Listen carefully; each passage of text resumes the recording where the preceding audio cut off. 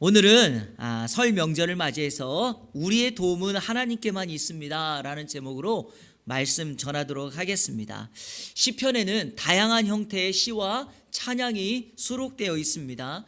그 중에서 우리가 오늘 읽은 시편 121편, 특별히 시편 120편부터 134편까지 15편의 시는 이렇게 제목이 달려 있습니다. 성전에 올라가는 노래, 성전에 올라가는 노래.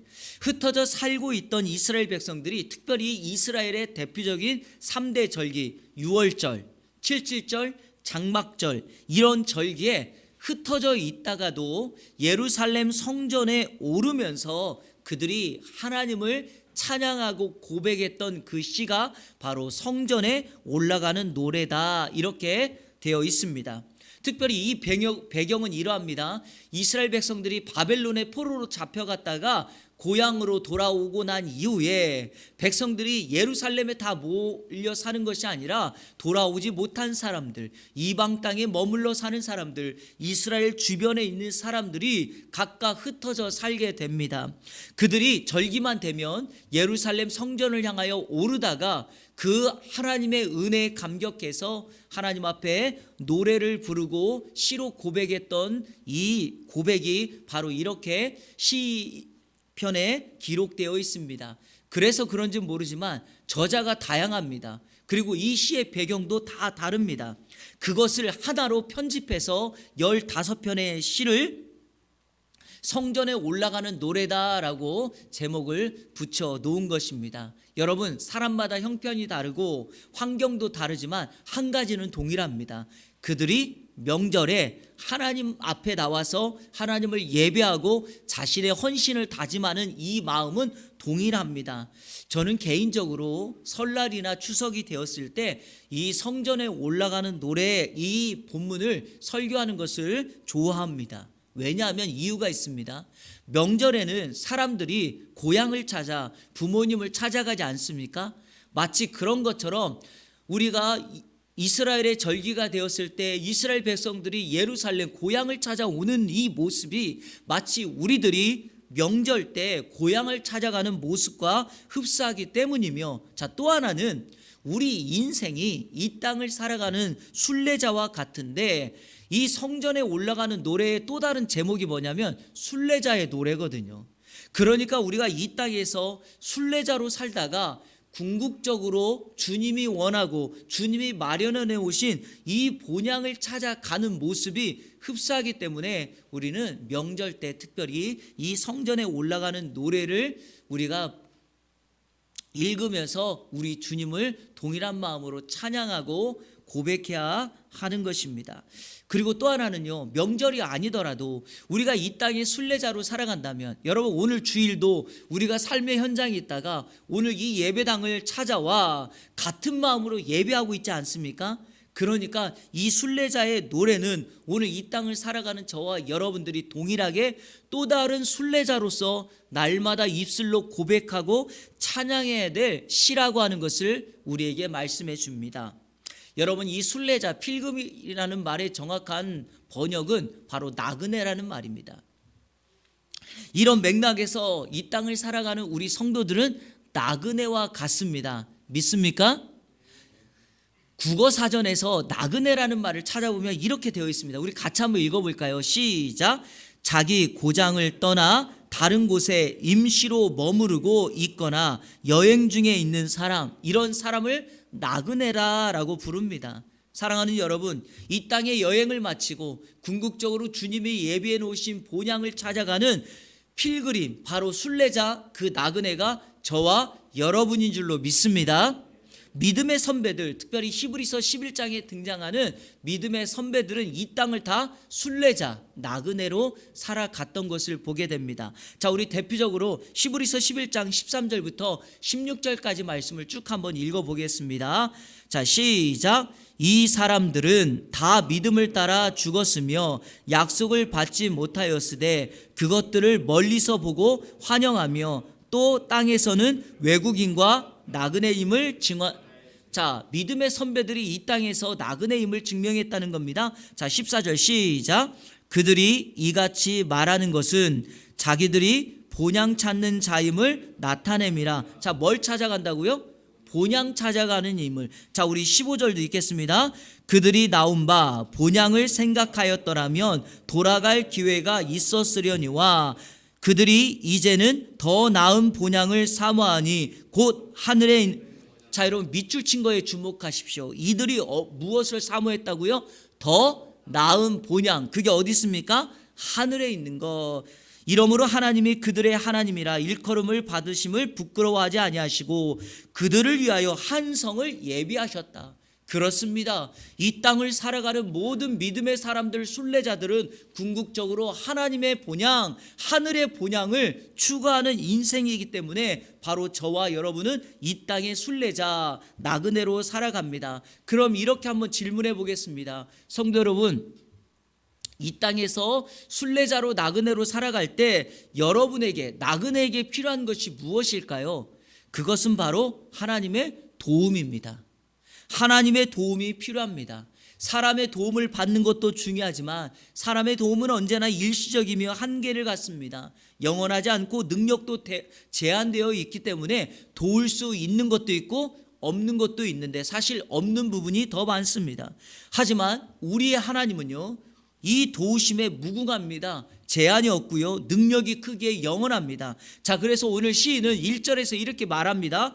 내가 산을 향하여 눈을 들리라. 나의 도움이 어디서 올까? 여러분, 이것은 모든 순례자와 모든 나그네가 해야 될 질문입니다. 누가 나를 도와줄 수 있을까? 나의 도움이 어디 있을까? 라고 말하는 것입니다. 그런데 이 시인이 이렇게 말합니다. 이 도움이 어디서 올까? 라고 말하면서 어디를 바라본다고요? 산을 바라봅니다. 왜 산을 바라볼까? 이 산에 대한 해석이 크게 두 가지입니다. 첫째 해석은 이러합니다. 이 산이라고 하는 것은 거대하고 큰 거 아닙니까? 그래서 산을 상징할 때는요, 항상 능력 있고 거대한 신과 같은 존재를 의미합니다. 그러니까 사람들마다 능력이 있다라고 생각하고 나에게 도움을 줄 수 있다라고 생각하는 이 신들을 찾아간다라는 겁니다. 그래서 지금도 여전히 자신들이 믿고 있는 신을 찾아가서 나에게 도움을 달라고 요청하고 있는 거죠. 이번 설 명절에도 제사 지내면서 이렇게 말하는 거죠. 조상님 뭐 이러면서 우리 도와주세요 이렇게 말하지 않습니까? 이런 산과 같은 존재가 있고요. 자, 두 번째 해석은 바로 무엇인가? 하나님의 임재와 영광이 나타나는 시온산을 말한다는 해석입니다. 그런데 대부분의 사람들은 두 번째 해석을 더 추구합니다. 왜냐하면 나그네들이 흩어져 있다가 명절이 되어서 예루살렘 성전을 쭉 올 때 예루살렘 성전 맞은편에 시온산이 보이거든요. 그 시온산에서 구약의 선지자들이 이렇게 말합니다. 이 시온산에서 뭐가 임한다고요? 하나님의 영광과 임재가 임한다라고 말합니다. 그리고 주의 말씀이 이 시온산에서 임하죠. 우리 복음성가에서 늘 찬송하지 않습니까? 그러니까 하나님의 임재와 영광이 있는 그 시온산을 바라보면서 성전에 오르는 순례자들이 하나님을 이렇게 고백합니다. 바로 그 시온산, 바로 그 하나님의 영광과 임재가 있는 그곳에서 하나님의 능력과 은혜가 우리에게 임할 거야 라는 말이죠. 엄밀하게 말해서 하나님을 바라본다라는 것입니다. 사랑하는 여러분, 오늘 주일에 이곳에 예배하러 올 때 우리가 영적인 시온산을 바라보며 하나님의 은혜와 도움을 구하는 것이 예배자의, 순례자의 가장 바람직한 태도인 줄로 믿습니다. 그래서 2절 말씀 우리 같이 한번 읽어볼까요? 시인이 그 산을 바라보면서 이렇게 고백합니다. 2절 다 같이 읽습니다. 시작. 나의 도움은 천지를 지으신 여호와에게서로다. 아멘. 오늘 제목을 이렇게 단 것입니다. 우리의 도움이 어디에 있다고요? 하나님께만 있습니다. 왜냐? 시인이 이렇게 고백합니다. 나의 도움은 천지를 지으신 여호와에게 있다. 우리의 진정한 도움은 하나님께만 있는 줄로 믿습니다. 이 도움이라는 말이 히브리 말 에제르입니다. 에제르. 이 말은 도움, 원조, 돕는 자라는 거예요. 그런데 여러분, 도움이 필요할 때 우리에게 가장 필요한 도움은 뭡니까? 가장 적합하고 구체적이고 필요한 도움이어야 되지 않겠습니까? 막연하게 무슨 물건 하나 던져주듯이 너가 알아서 이거 가지고 너 필요한 거 채워 이렇게 하는 것 진짜 도움 아닙니다. 원조라고 하는 것은 가장 필요한 것을 돕는 거죠. 아프리카의 식량난으로 굶주리고 있는 아이들을 도울 수 있는, 원조할 수 있는 가장 좋은 방법은 식량, 먹을 것을 주는 거지 거기에다가 무슨 건물 지어주는 것 아니라는 것입니다. 이게 그러니까 무슨 말이냐면 하나님의 도움은 우리에게 가장 필요하고 구체적이고 적합한 원조의 도움이다라는 말이죠. 성도 여러분, 힘들고 외롭고 우울할 때 우리 주님이 다가오셔서 우리 앞서서 불렀던 찬양처럼 우리의 친구가 되어주신다는 사실을 아십니까? 내가 육신의 질병으로 말미암아 고통당하고 신음하고 있을 때 우리 하나님은 우리에게 오셔서 여호와 라파 치료자로 우리의 질병을 고치시는 도움을 주신다는 것 아십니까? 바로 이것이 가장 적합한 필요, 가장 적합한 도움이죠. 그러니까 시인은 이렇게 말합니다. 나의 도움은 천지를 지으신 여호와에게만 있다. 그렇다면 하나님께 도움을 받으려면 어떻게 하면 될까요? 우리가 이 하나님의 도움을 나의 도움으로, 나의 것으로 만들려면 어떻게 될까요? 방법을 먼저 한 가지 소개하도록 하겠습니다. 자, 우리 시편 18편 1절 다 같이 한번 읽겠습니다. 그리고 이 말씀을 마음판에 새기십시오. 시작. 나의 힘이신 여호와여, 내가 주를 사랑하나이다. 아멘. 여러분, 나의 힘이신 여호와라 그랬죠. 이 힘이라는 단어가요, 강하게 하다라는 동사에서 나온 말인데 이 말이 원래 무슨 뜻이냐? 저를 한번 보실래요? 꽉 붙잡다 이 말이에요. 여러분, 힘이라고 하는 것은 내가 꽉 붙잡고 있는 것이 나의 힘의 근원입니다. 그래서 우리가 하나님을 나의 힘의 근거로 꽉 붙잡고 있다면, 그 하나님만 붙들고 있다면 그 하나님의 원조, 하나님이 나의 돕는 자로 역사해 주실 줄로 믿습니다. 2023년 한 해 하나님을 꽉 붙잡아 그분이 나의 힘이라고 고백함으로 그분이 나의 돕는 자로 함께하는 은혜가 있게 될 줄로 믿습니다. 성도 여러분, 여러분이 지금 붙잡고 사시는, 붙들고 사는 것이 무엇입니까? 그 대상이 무엇입니까? 우리가 살고 있는 이 세상은요, 하나님과 견주어서 만문이라고 하는 것이 우리의 신이 되고 있습니다. 만문이라 하면 대표적으로 두 가지를 말을 합니다. 하나는 돈, 하나는 사람입니다.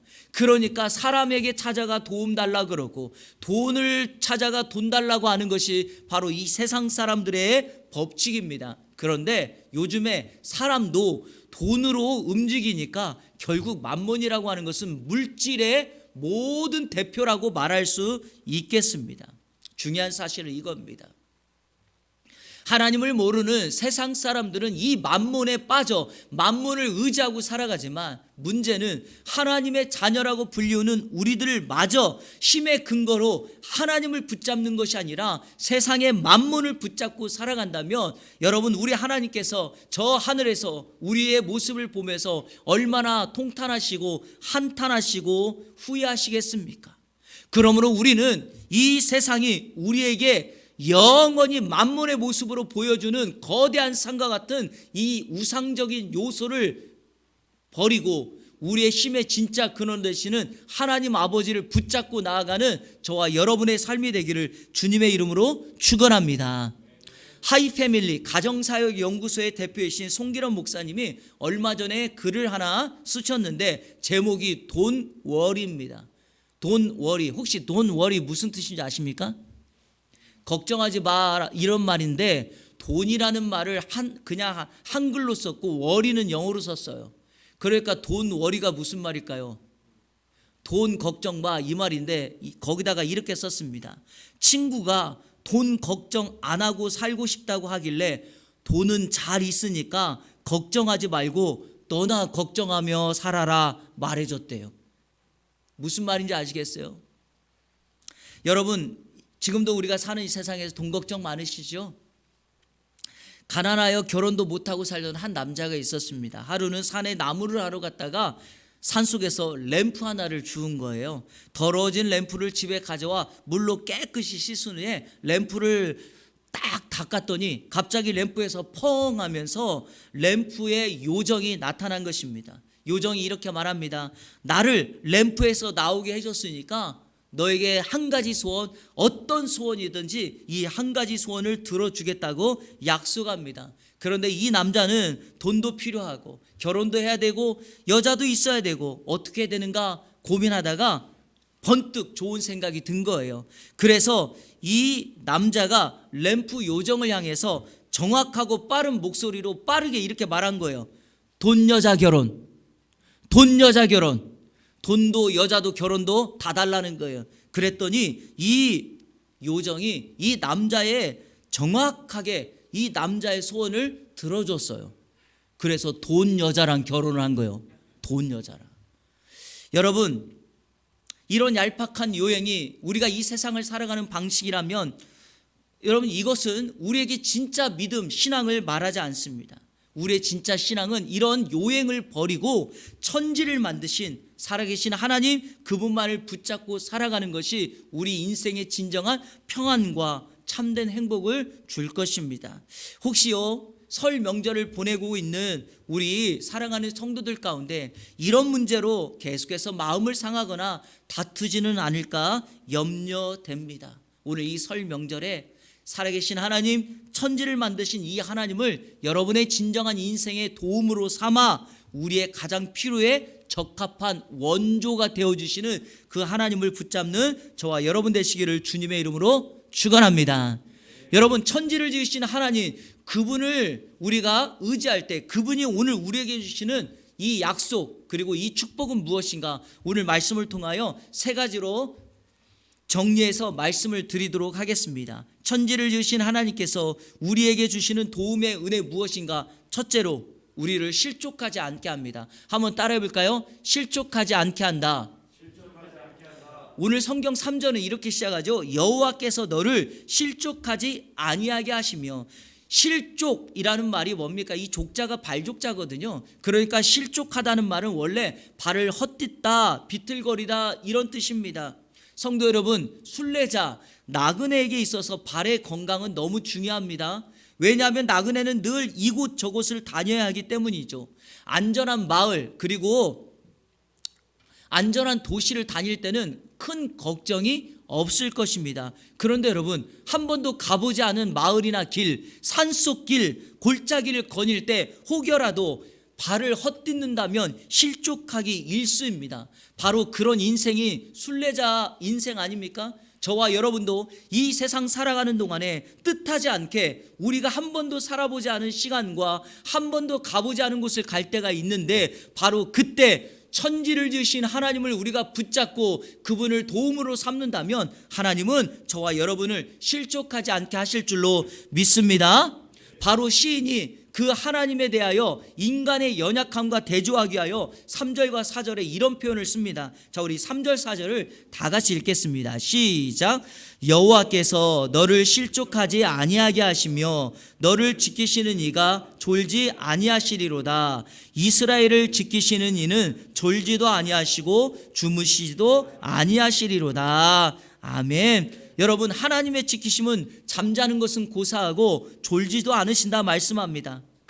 아무리 자녀를 향한 사랑이 강한 엄마라 할지라도 긴 병에 장사 없다고 병치레가 오래 지속되면 몸도 마음도 지쳐서 어떻게 합니까? 병원에서 내 자녀를 돌보다가도 그 자녀가 잠들 때 나도 함께 잠을 자고 지쳐서 쓰러지기도 하는 것이 바로 육신의 한계를 가진 부모입니다.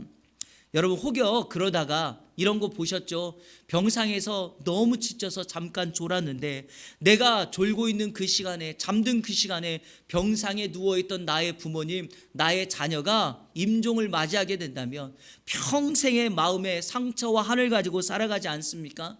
그래서 이런 말들을 하곤 하죠. 그때 내가 그 자리를 비웠으면 안 됐어. 그때 내가 힘들어도 눈을 부릅뜨고 아이를 지켰어야 했어. 아이를 혼자 두지 말았어야 했어. 우리 부모님 가는 길에 내가 함께 했어야 됐어. 이런 후회를 하지 않습니까? 바로 인간의 모습은 이렇게 제한이 있고 연약합니다. 하지만 천지를 지으시는 하나님은 어떠합니까? 그럴 걱정이 없습니다. 우리 하나님은 졸지도 주무시지도 않습니다. 그러므로 그 하나님을 의지하고 붙잡는 사람에게는 결코 앞서서 말한 이런 후회함이 없게 될 것입니다. 요즘 우리 한국 사회에 CCTV, 자동차의 블랙박스, 그리고 거리에 있는 카메라 등이 굉장히 활성화되고 있죠. 장점은 무엇인가요? 장점은 카메라에 이런 잘못된 현장이나 범죄의 현장들이 찍혀서 범인을 검거하고 죄의 유무를 가리는데 도움이 된다는 장점이 있고, 단점은 개인의 사생활이 보장되지 않는다라는 단점이 있는데 찬반이 참 팽배합니다.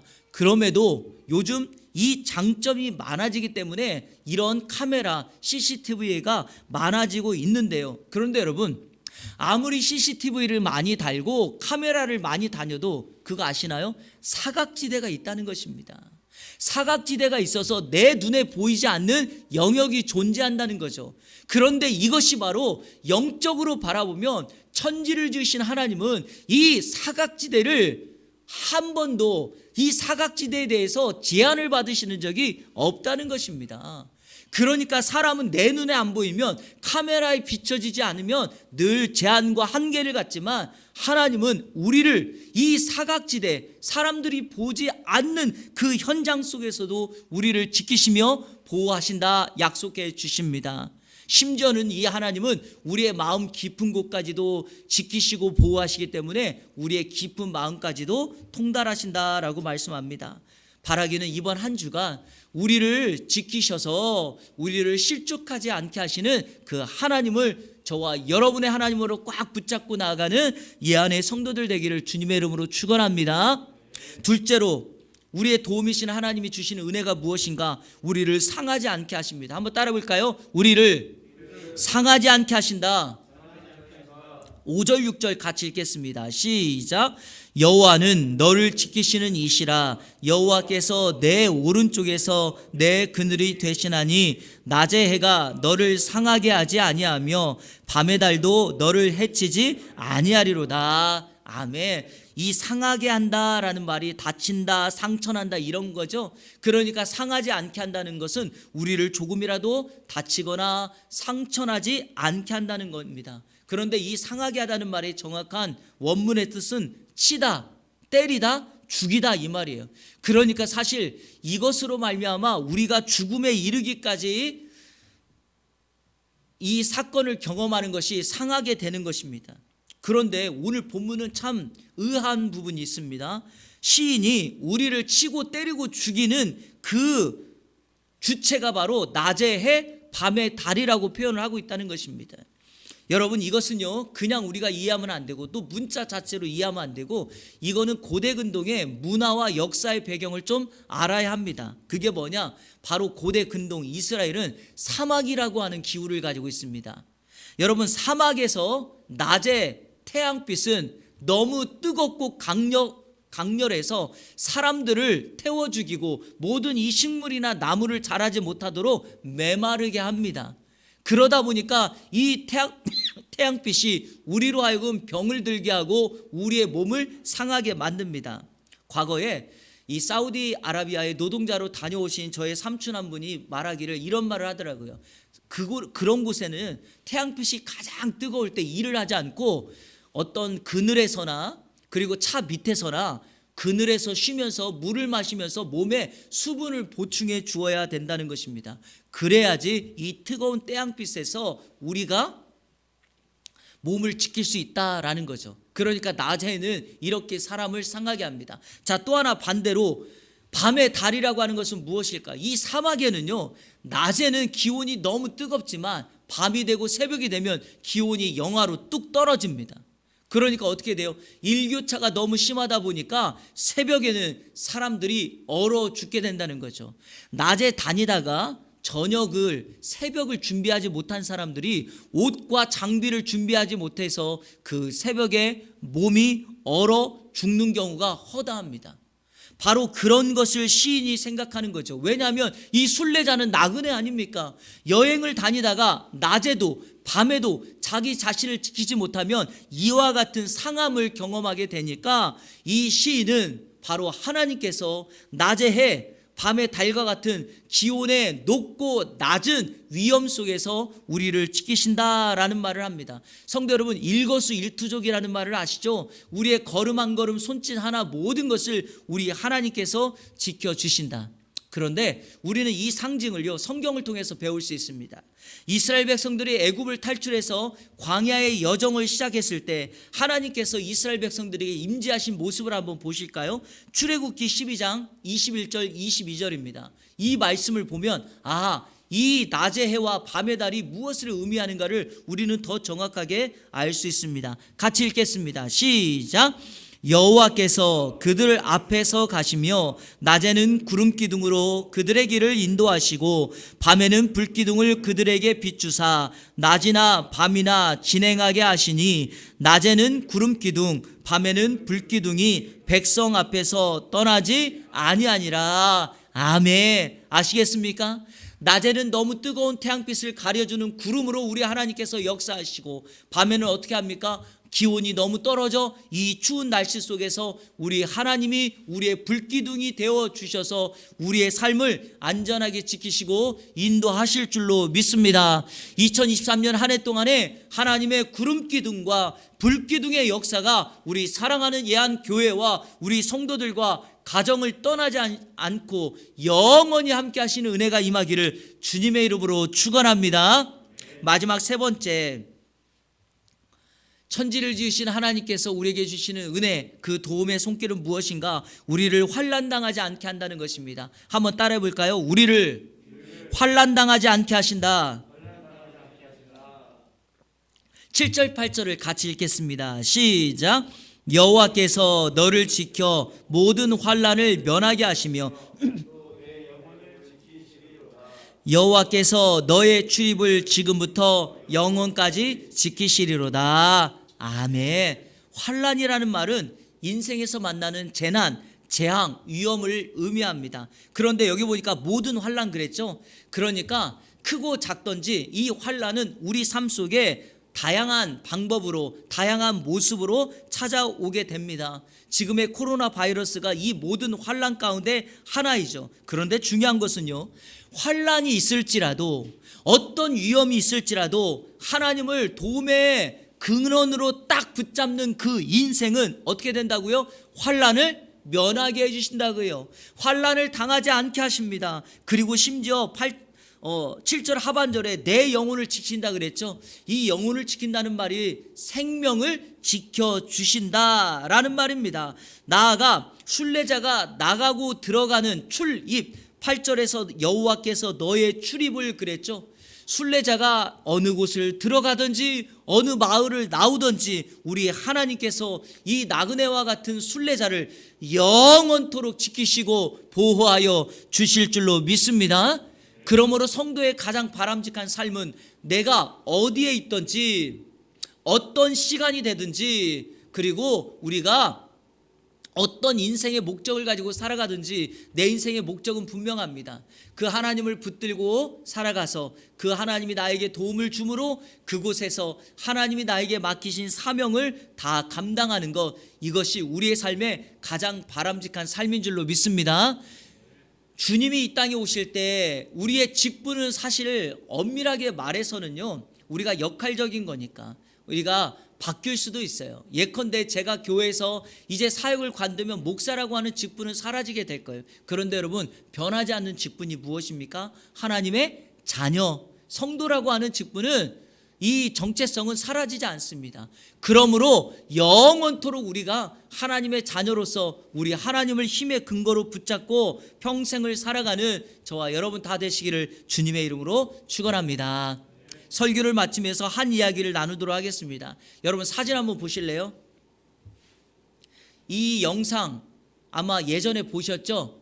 아버지 딕, 아들 릭 호이트라는 이 부자지간입니다. 이 릭이라고 하는 아들이요, 태어날 때 보니까 탯줄이 목을 감고 있어가지고 이 산소가 공급되지 않아서 태어날 때부터 뇌성마비로 태어나게 된 것입니다.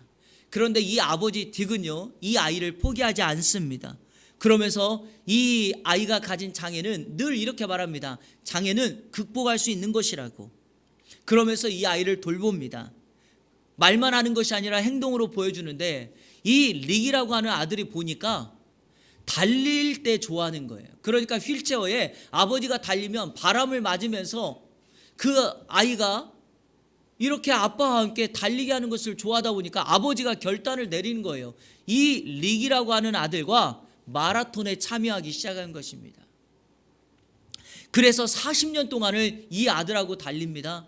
그리고 이 아들은 아빠하고 함께 마라톤에 참여하면서 달리는 것이 가장 나에게 행복이라고, 그런데 단순히 달리기가 아니라 아빠와 함께하는 시간이 나에게 가장 큰 행복이라고 말을 합니다. 사진에서 보는 것처럼 철인 3종 경기에도 참여해요.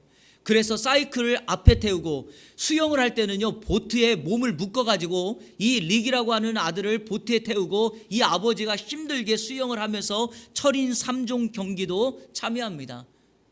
약 1000여 회 이 마라톤에 참여했던 이 딕이라고 하는 아버지, 이 아버지는 미국 사회에서 가장 강인한 아버지라고 사람들에게 칭송받고 영웅으로, 히어로로 칭송받는 분이었습니다. 그런데요, 이 아버지의 노력이었는지는 모르겠지만 한 대학에서 이 의사소통을 할 수 있는 컴퓨터로 기술을 만들어 가지고 이 아들과 이 기계로 대화를 하면서 1993년도에는 이 릭이라고 하는 아들이 보스턴 대학교를 졸업하기도 합니다. 그렇게 강인했던 아버지가 지난 2021년 3월 17일 바로 세상을 떠나게 됩니다. 성도 여러분, 이 릭이 아버지 딕을 추억하면서 이런 말을 하더라고요. 아버지는 제 삶을 완성시켰어요. 아버지 존경하고 사랑합니다 라고 하는 마지막 인사를 남겼습니다. 제가 이 말씀을 여러분에게 드리는 이유는 이것입니다. 이 땅에서 정말 강인한 아버지, 강인한 어머니, 강인한 힘을 가진 존재도 궁극적으로 우리를 떠나게 됩니다. 세상에 있는 모든 사람들은 궁극적으로 언젠가는 우리를 떠날 것입니다. 하지만 천지를 지으신 하나님, 그 하나님은 결코 우리를 떠나지 않습니다. 엄밀하게 말해서 우리가 그분을 붙잡고 그분을 믿는 순간 나를 한 번도 떠나지 않으실 것입니다. 그리고 아버지로서 내 자녀에게, 부모로서 내 자녀에게 모든 것을 다 해줄 수 있는 한계점이 오게 되지만 우리의 육신의 아버지가 아닌 영원의 아버지이신 하나님은 그 한계점을 뛰어넘어 내가 주님의 본향, 그 본향 갈 때까지 이 땅에서 우리의 삶을 지키시고 인도해 주실 줄로 믿습니다. 촉구합니다. 세상의 만문의 마음을 빼앗기지 마십시오. 내가 붙들고 있는 세상의 만문의 줄을 끊고 그 영원한 하나님을 붙잡고 나아간다면 오늘 말씀 그대로 그 하나님은 우리들을 실족하지 않게 하실 것입니다. 우리들을 상하지 않게 하실 것입니다. 그리고 어떤 환난 속에서도 우리를 그 상함을 면하여 온전히 하나님만을 찬양하게 될 것입니다. 이번 한 주간 올 한 해 영적인 순례자로 나그네로서 이 땅 살아가며 우리와 함께 하시는 그 하나님을 찬양하며 이 시인처럼 그 하나님을 고백하며 나아가는 저와 여러분, 우리 이안교회가 되기를 주님의 이름으로 축원합니다. 우리 시간에 이 시편 121편을 가지고 만든 우리 축복송이 있죠. 하나님은 너를 지키시는 자, 우리 이 찬양을 고백하도록 하겠습니다. 그런데요, 여러분, 시편 121편의 구조는 이렇게 돼 있어요. 1절과 2절은 나라고 하는 인칭 대명사를 사용했고요, 3절부터 8절까지는 너라고 하는 것을 찾아 있어요. 무슨 의미입니까? 내가 하나님을 바라볼 때 하나님은 우리를 이렇게 축복해 준다는 거예요. 그래서 너라고 하는 이 말에 여러분의 이름을 그대로 넣어 보시면 이것이 우리에게 그대로 축복이 될 줄로 믿습니다. 우리 찬양 같이 고백하며 나가도록 하겠습니다.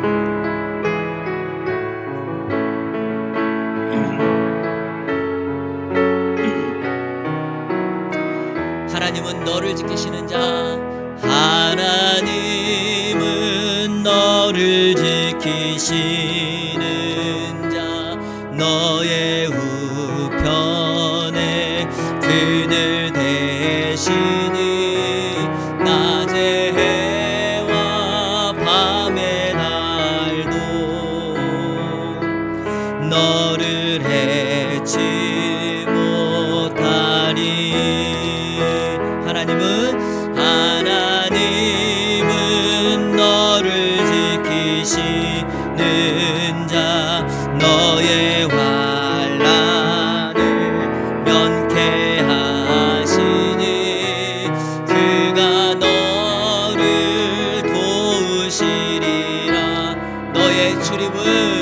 너의 출입을 지키시리라. 그러므로 우리는 눈을 들어 산을 보아라. 너의 도움 어디서 오나. 천지 지으신 너를 만드신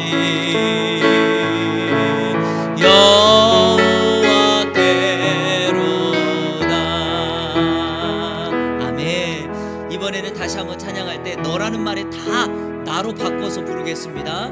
하나님이 나를 이렇게 축복해 주실 줄로 믿습니다. 같이 찬양합니다. 하나님은 나를 지키시는 자. 하나님은 나를 지키시는 자. 나의 우편에 그늘 대시니 낮의 해와 밤의 달도 나를 해치 못하리.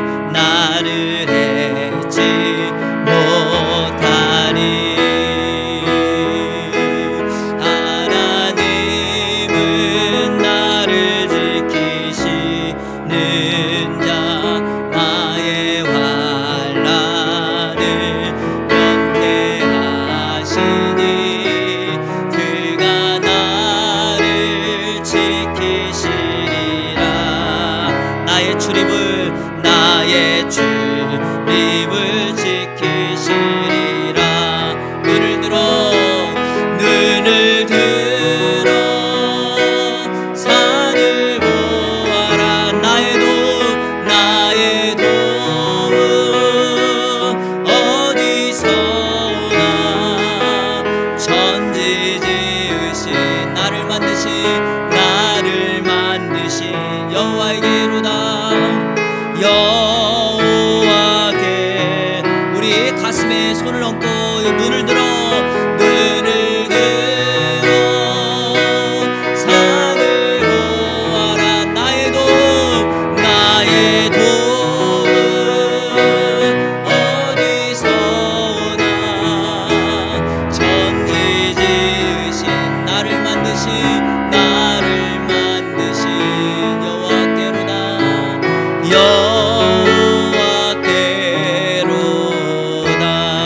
여호와께로다. 아멘. 사람이 자기의 길을 계획할지라도 그 걸음을 인도하시는 분은 여호와라고 말씀합니다. 사랑하는 여러분, 우리가 많은 것들을 준비하고 또 기도하며 나아가도 하나님께서 도우시고 열어주셔야지만 그 일 가능합니다. 세상 사람들은 모릅니다. 누가 나를 이렇게 도와줬다고, 이렇게 힘써줘서 이렇게 됐다라고 말하지만, 여러분, 그 사람, 그렇게 도와준 사람이 닉처럼 아버지 딕이 죽으면 여러분 누가 돕겠습니까? 그것은 한계가 있고 제한이 있습니다. 그러나 하나님께서 열어주시는 길은 어느 누구도 그것을 막을 수가 없습니다. 오늘 이 시간 기도할 때 하나님, 우리 이안교회를 지켜주옵소서. 우리 사랑하는 내 아내, 내 남편, 내 자녀, 내 부모님 하나님 지켜주시고 가장 적합한 원조의 손길로 함께하여 주옵소서. 지금 기도할 때 사람 붙여주시고 하나님의 천군 천사를 보내주시고 복병을 보내주시고 하나님의 열려지는 역사가 2023년 한 해 가운데 있게 하여 주옵소서. 해외에 나가 있고 지방에 있는 내 자녀들, 가족들 내 눈에 보이지 않아서 걱정일지라도 우리 하나님의 천지를 만드신 하나님의 역사가 가장 적합한 방법으로 그곳에 임하여서 하늘의 은혜로 함께하여 주옵소서. 우리 시간에 다같이 한 목소리로 통성으로 기도하며 나갑니다. 살아계신 아버지 하나님 감사합니다. 오늘 주일을 구별하여 예배함으로 하나님 앞에 나아갈 때 우리의 도움이 하나님께만 있음을 고백하며 나아갑니다. 하나님 도와주옵소서. 우리가 하나님을 힘의 근거로 꽉 붙잡고 나갈 때 우리 하나님이 우리를 영원토록 인도하시며 순례자로서 나그네로서 이 땅을 살아가는 우리들에게 우리의 출입, 들어오고 나가는 모든 길을 영원토록 지키신다고 약속해 주셨사오니 그와 같은 하나님의 은혜, 하나님의 도우심이 있게 하여 주옵소서. 우리를 실족시키지 아니하시는 하나님, 우리를 상하게 당하지 않게 하시는 하나님, 우리를 환난 당하지 않게 하시는 그 하나님을 붙잡고 나아가게 하여 주시고, 우리 사랑하는 이 안에 성도들의 가정에 올 한 해 동안 이와 같은 하나님의 도움의 손길이 있게 하여 주옵소서. 하나님, 이 시간에 축복합니다. 사랑하는 배우자가 돕는 자 에제르가 되게 하여 주시고, 특별히 우리 자녀들, 그리고 우리 모든 사업장과 우리의 모든 일터와 환경 속에서 에제르 되시는 하나님의 돕는 손길이 있게 하여 주시고, 지키시고 보호하시는 은혜 역사가 있게 하여 주옵소서. 하나님, 올 한 해 우리 양교회 지켜주시고, 우리 하나님의 도움의 손길이 세밀하게 간섭하여 주시옵시고, 특별히 오늘도 이 하나님의 도움을 구하며 이 도움이 필요한 우리 성도들에게 가장 적합하고 구체적으로 하나님의 역사를 임하여 주시고 찾아가 주시는 은혜 손길이 있게 하여 주옵소서.